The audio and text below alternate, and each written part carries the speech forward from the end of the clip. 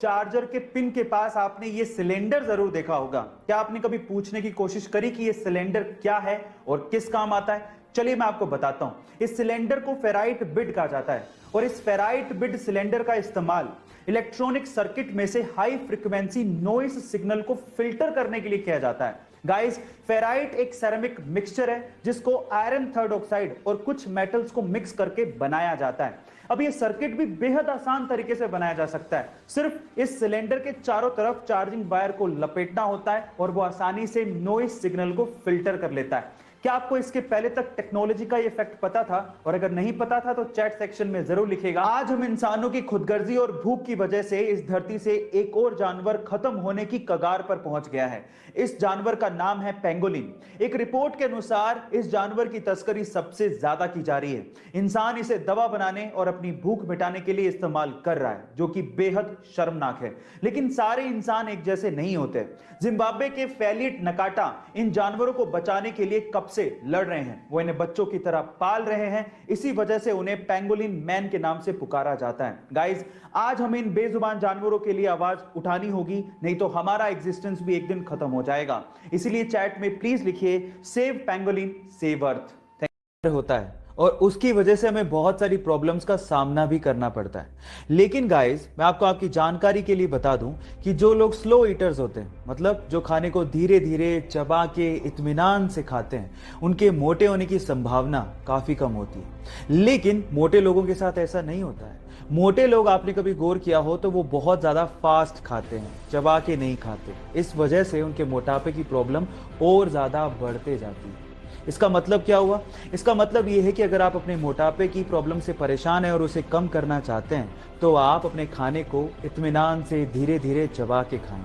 आपने कहावत तो सुनी होगी, 32 बार चबा के खाना, जिससे आपका जो खाना होता है वो अच्छे से क्रश हो जाता है।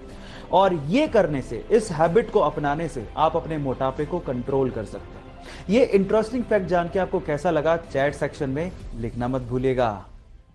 गाइस, क्या आपको पता है कि भूटान इको फ्रेंडली कंट्री होने के साथ साथ पूरी ही दुनिया की इकलौती कार्बन नेगेटिव कंट्री भी है। पर सवाल यह है कि आखिर कार्बन नेगेटिव कंट्री होती क्या है?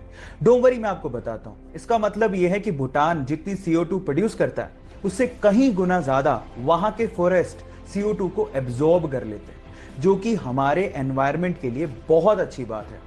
पर यह सब पॉसिबल हो पाया है वहां के लोगों की सोच की वजह से। जैसे कि सन 2016 में भूटान की महारानी ने एक राजकुमार को जन्म दिया और बजाय बड़ी सी पार्टी देने के, वहां के राज परिवार ने 1,08,000 ट्रीज को भूटान में प्लांट किया। कितनी अच्छी सोच है ये। आपका इसके बारे में क्या विचार है? चैट सेक्शन में लिखना मत भूलिएगा। दुनिया की सबसे बड़ी कार मैन्युफैक्चरिंग कंपनीज में से एक है। आप लोगों ने इसका लोगो तो देखा ही होगा, लेकिन क्या आप इस लोगो का मतलब जानते हैं? शुरू में तो ये सिर्फ एक लेटर H की तरह दिखता है, जो कि शायद आपके हिसाब से हुंडई को रिप्रेजेंट करता होगा, लेकिन इसका एक हिडन मतलब भी है। उसमें दो लोग एक दूसरे का हाथ यूं पकड़ के खड़े हैं, जिसमें से एक है कस्टमर और दूसरा है हुंडई का रिप्रेजेंटेटिव।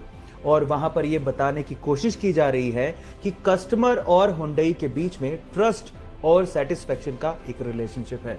क्या इस हिडन मतलब को इससे पहले तक आप लोग जानते थे? और अगर नहीं जानते थे, चैट सेक्शन में लिखना मत भूलिएगा। गाइस, आप लोगों ने लोयन, टाइगर, इन सब स्पीसीज के बारे में तो सुना होगा, लेकिन क्या आपने कभी लाइगर के बारे में सुना है? Liger, LIGER।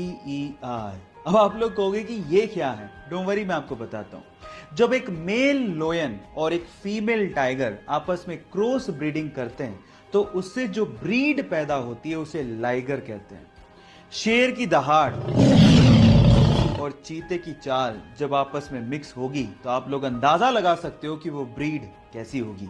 टाइगर तो जानते होगे, अब आप लाइगर के बारे में भी जानते हो। ऐसे ही इंटरेस्टिंग वीडियोस के लिए मुझे फॉलो करना मत भूलिएगा। मिलते हैं अगले वीडियो में। Thank you.